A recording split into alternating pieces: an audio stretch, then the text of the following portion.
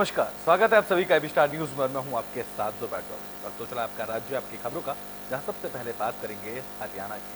हरियाणा के कुरुक्षेत्र में बीजेपी को बड़ा झटका लगा है। बता दें कि सादाबाद विधानसभा से पूर्व विधायक रहे अनिल धनतूरी ने अब कांग्रेस का दामन थाम लिया है। कुरुक्षेत्र के शाहबाद विधानसभा से बीजेपी पार्टी को बड़ा झटका माना जा रहा है। आपको बता दें कि शाहबाद से पूर्व विधायक अनिल धनतूरी ने 1 साल पहले बीजेपी का दामन थामा था और अब 1 साल बाद अनिल धनतूरी ने कांग्रेस में अपने घर दोबारा वापसी की है। सादाबाद के पूर्व विधायक रहे अनिल धनतूरी ने अखिल भारतीय कांग्रेस कमेटी के महासचिव, कर्नाटक मध्य प्रदेश के प्रभारी रणदीप सिंह सुरजेवाला की अगुवाई में हाथ का दामन थामा। इस मौके पर अनिल ने कहा कि उन्होंने बीजेपी में जाने की कोई भी आधिकारिक घोषणा नहीं की थी और न ही उन्होंने कभी अपने मुख से कहा कि वो बीजेपी में शामिल हुए हैं। उन्होंने कहा कि कांग्रेस में उनके आपसी मतभेद जरूर हुए थे, लेकिन अब मतभेद खत्म होने के बाद उन्होंने दोबारा से कांग्रेस में वापसी की है और कांग्रेस का कार्यकर्ता बनकर वो कांग्रेस में आगे काम करते रहेंगे।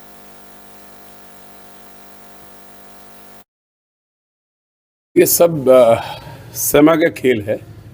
निश्चित रूप से जन्म कांग्रेस में हुआ। ये सब समय का खेल है। निश्चित रूप से जन्म कांग्रेस में हुआ, एनएसयूआई में, और आज से 29 साल पहले 1994 में मैंने एनएसयूआई की मेंबरशिप ली थी और सन 2000 में हमने युवा कांग्रेस की मेंबरशिप ली। और आपको पता है कि विभिन्न पदों पे रहते हुए मुझे कांग्रेस पार्टी ने हरियाणा का यूथ कांग्रेस का अध्यक्ष के रूप में भी हमने काम किया और हरियाणा कि ऑल इंडिया यूथ कांग्रेस का मैं राष्ट्रीय महासचिव भी रहा और विभिन्न प्रदेशों में मुझे जिम्मेवारी आदरणीय मेरे नेता आदरणीय राहुल गांधी। तो बुलेटिन में बात कर लेते हैं हरियाणा के गुरुग्राम की, जहां पर उपराष्ट्रपति जगदीप धनखड़ पहुंचे। इस दौरान उन्होंने दिव्यांगों को लेकर बड़ा बयान दिया।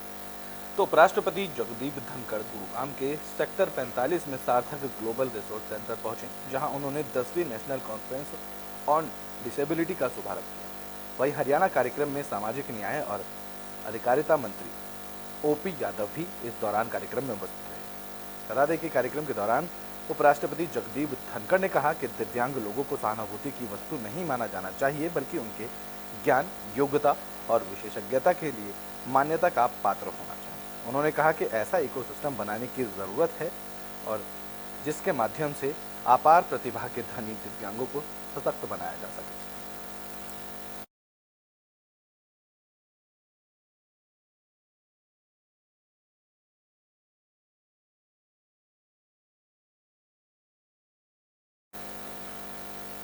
तो बुलेटिन में बात कर लेते हैं फरीदाबाद की, जहां विकसित भारत संकल्प यात्रा का आयोजन किया गया। तो फरीदाबाद के एनआईटी में विकसित भारत संकल्प यात्रा का आयोजन किया गया। इस दौरान कार्यक्रम में केंद्रीय राज्य मंत्री कृष्णपाल गुर्जर ने शिरकत की। साथ ही उन्होंने विभिन्न विभागों की लगाई गई स्टॉलों का अवलोकन किया। इस मौके पर उन्होंने 2047 तक विकसित भारत बनाने को लेकर शपथ भी दिलाई और लाभार्थियों को गैस कनेक्शन में से अपने हाथों से वितरित किया। इस दौरान उन्होंने संबोधित करते हुए कहा कि प्रधानमंत्री नरेंद्र मोदी की सोच है कि हर अंतिम छोर तक खड़े व्यक्ति को सरकार की योजनाओं का सीधा लाभ मिल सके। इसी उद्देश्य के चलते पूरे देश में इस संकल्प यात्रा का आयोजन किया जा रहा है। मैं खंडबीज भारत कॉलोनी से आई हूँ और मैंने अभी भरा था फार्म और अब मुझे उज्ज्वला की तरफ से यह लाभ मिला है। मोदी सरकार की तरफ से मैं उनका बहुत बहुत धन्यवाद करती हूँ और मुझे धुएं धक्कड़ से बहुत निजात मिली है, इसलिए मैं मोदी सरकार का बहुत बहुत धन्यवाद करती हूँ। 15 नवंबर को देश के यशस्वी प्रधानमंत्री नरेंद्र मोदी जी ने झारखंड के एक आदिवासी क्षेत्र से इस यात्रा का शुभारंभ किया और इस यात्रा का उद्देश्य इतना है, मोदी सरकार की जो गरीब कल्याण की योजनाएं हैं उन योजनाओं का लाभ पात्र व्यक्ति को 100% मिले, उसके लिए ये गांव-गांव में, शहर-शहर में, मोहल्ले-मोहल्ले में ये यात्राएं जा रही हैं। तो विकसित भारत संकल्प यात्रा फरीदाबाद के प्याला गांव पहुंची, जहां पर कैबिनेट मंत्री मूलचंद शर्मा ने यात्रा का भव्य स्वागत किया। तो विकसित भारत संकल्प यात्रा का रथ फरीदाबाद के पथला विधानसभा के गांव पियाला पहुंचा, जहां कैबिनेट मंत्री मूलचंद शर्मा ने यात्रा का जोरदार स्वागत किया। तो वहीं कैबिनेट मंत्री मूलचंद शर्मा ने विकसित भारत संकल्प यात्रा जनसंवाद कार्यक्रम में शिरकत की। पियाला गांव पहुंचने पर ग्रामीणों ने परिवहन मंत्री का पगड़ी बांधकर जोरदार स्वागत किया। इस दौरान परिवहन मंत्री मूलचंद शर्मा ने लोगों को संबोधित करते हुए कहा कि आज देश के प्रधानमंत्री नरेंद्र मोदी की जन कल्याणकारी योजनाओं से देश और प्रदेश में चौमुखी विकास हो रहा है। प्रधानमंत्री नरेंद्र मोदी जी के गारंटी वाले रथ पर लगी स्क्रीन के जरिए केंद्र और प्रदेश सरकारों की विभिन्न जन कल्याणकारी योजनाओं को परियोजनाओं को लोगों को जानकारी दी जा रही है। तो वहीं प्याला गांव के सरपंच ने बताया कि सरकार की बेहद अच्छी पहल है जो सभी सरकारी विभागों का कैंप गांव में लगा हुआ है। इन कैंपों के माध्यम से गांव के लोगों को सरकारी सुविधाओं का लाभ होगा और गांव के सभी लोग अपनी समस्याओं का निराकरण करा सकते हैं। वहीं स्वास्थ्य विभाग की तरफ से डॉक्टर रचना ने बताया कि आज के गांव में विकसित भारत संकल्प यात्रा के तहत कैंप लगाया गया। कैंप में स्वास्थ्य विभाग ने संबंधित सभी जानकारियां लोगों को दी जा रही हैं, साथ ही उनका ब्लड टेस्ट किया जा रहा है। शुगर और ब्लड प्रेशर की दवाइयां भी लोगों को मुहैया कराई जा रही हैं।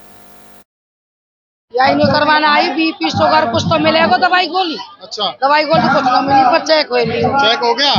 क्या शुगर आया है? शुगर तो मेरा 2 है। अच्छा, आज भी गोली ली सुबह जब 2 है, 300 350 है।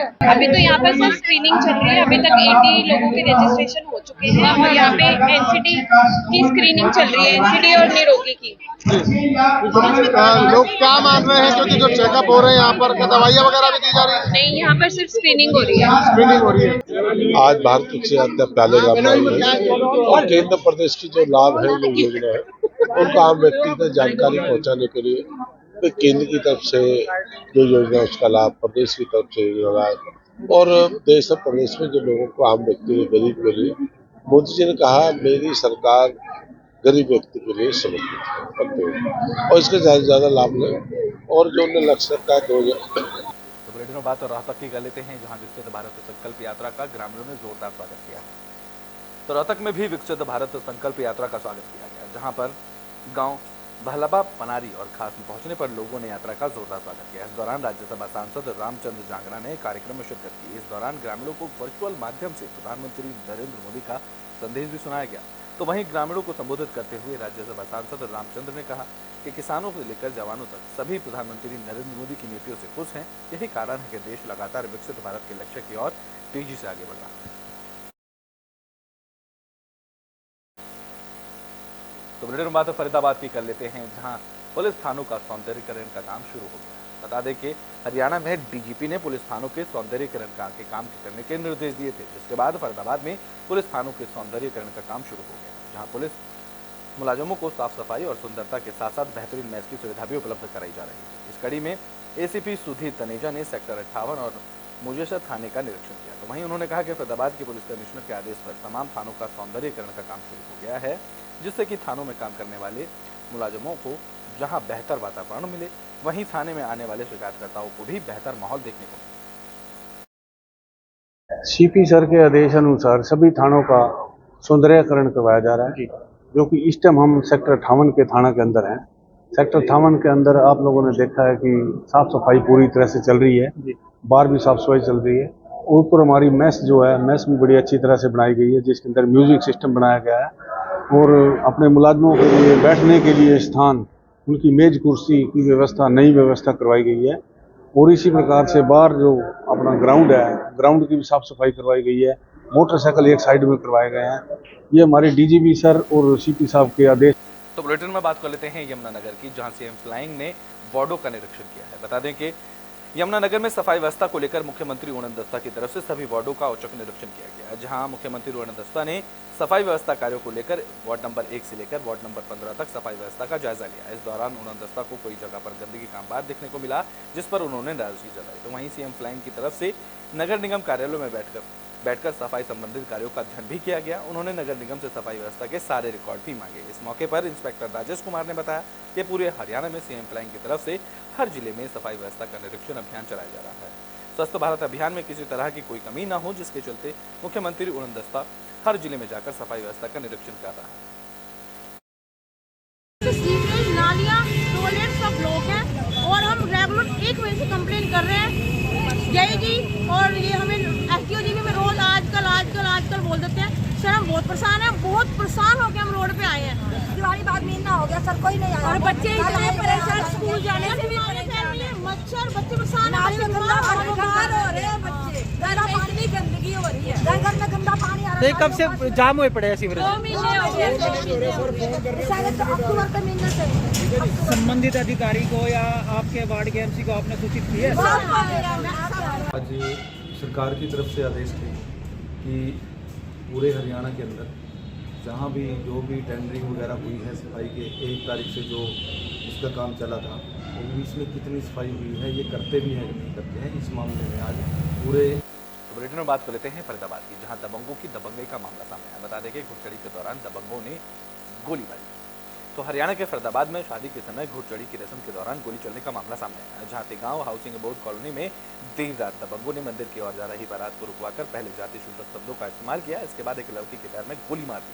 सूचना मिलते ही तिगांव एसीपी फोर्स के साथ मौके पर पहुंचे। आरोपी के खिलाफ एफआईआर दर्ज कर दी गई, जहां घायल लड़की के परिजनों का कहना है कि घुड़चढ़ी हो रही थी, बारात मंदिर के लिए जा रही थी, जिसे देखने के लिए लड़की वहां साइड की खड़ी थी। उन्होंने आगे बताया कि पहले बाबू नाम के शख्स ने बारातियों को गंदी गालियां दियां, फिर हवाई फायरिंग की, इसके बाद दोबारा फायरिंग की, जिससे गोली लड़की के पैर में लगी। इसके बाद आरोपी मौके से फरार हो गए। इस दौरान मौके पर पहुंचे एसीपी राजेश लोहाना का कहना है कि आरोपी के खिलाफ पहले भी कई मामले दर्ज हैं। घायल लड़की का इलाज किया जा रहा है, जल्द ही आरोपी की गिरफ्तारी की जाएगी। ये गुड़चड़ी हो रही थी, गुड़चड़ी होते होते मंदिर पे आ रही थी, शिव मंदिर पे।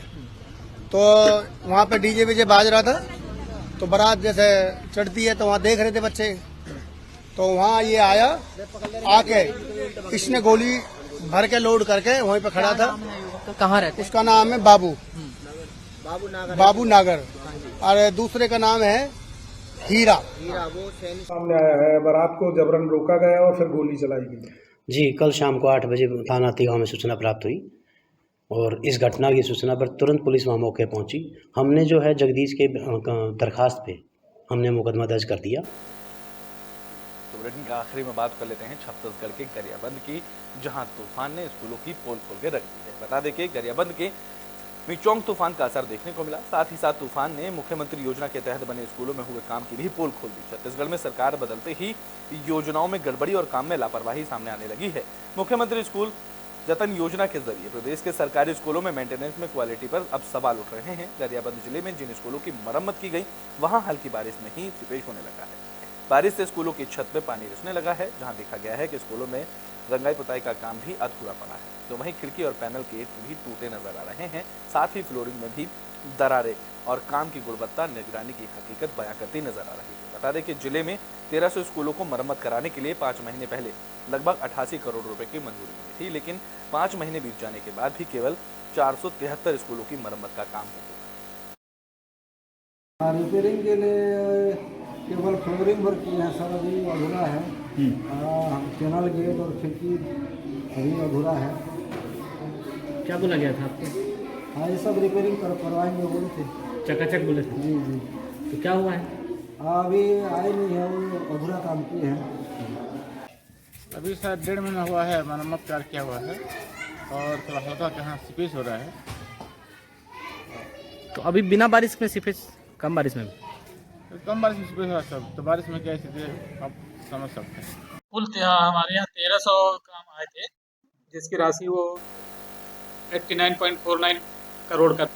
आपका राज्य आपकी खबरों में भी के लिए बस इतना है। देश और दुनिया की तमाम खबरों के लिए देखते रहें एबी स्टार।